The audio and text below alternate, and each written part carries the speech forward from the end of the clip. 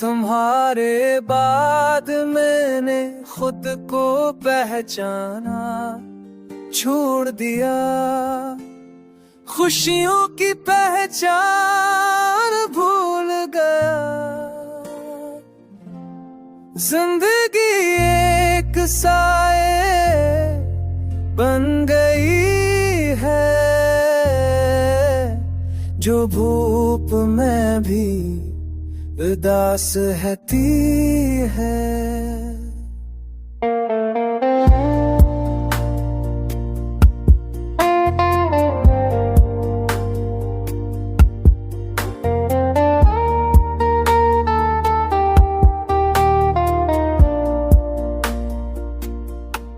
लोग हंसते हैं, मैं भी हंसता हूँ, बरस हंसी के पीछे दिख छपा है।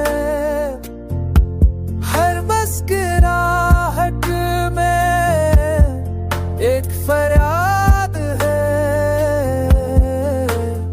हर लम्हे में तेरी याद है।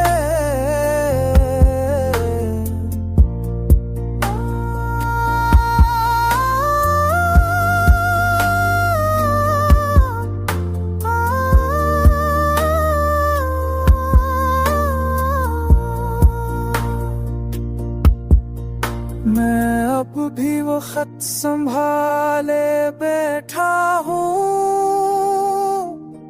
जिन पे तुम्हारी तहरीर है। लफ्ज मत के मगर एहसास बाकी है, कागज पर तुम्हारी खुशबू बाकी है।